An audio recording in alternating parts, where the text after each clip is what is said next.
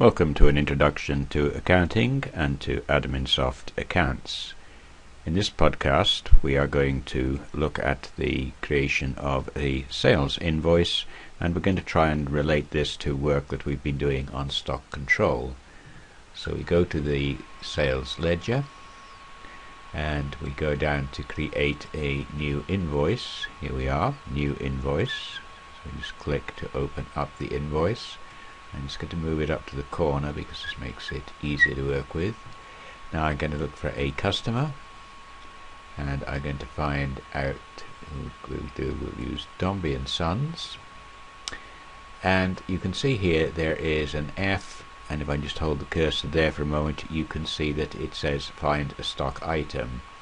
Well, before we do that and add something for Dombey and Sons, let's just go into stock control and take a general stock report.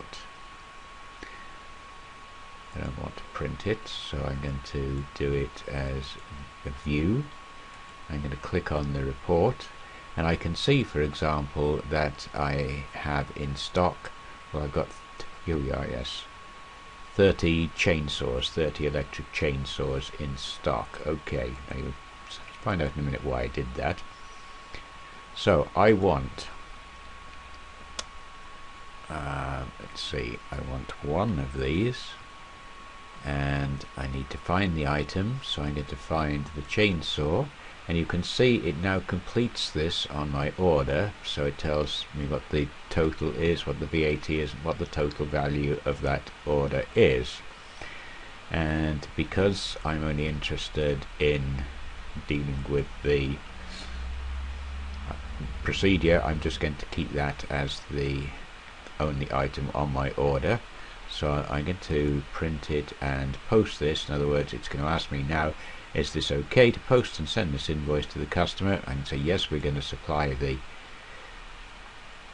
chainsaw. There's a copy of my actual invoice. Normally, of course, I would print that out, and I'm going to just click here, which is the delivery note, to say that I delivered it.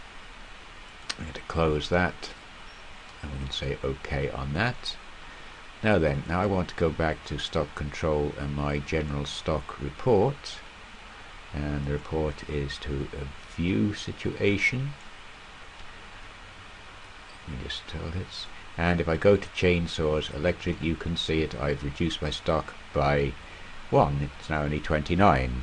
So here's the nice thing about this as a sales invoicing procedure. Not only does it create the invoice for me and post, but it also updates my inventory, and that's important to realize that with sales order processing and purchase order processing, you're dealing with inventory, and it keeps a track of what you're doing at that time. Thank you.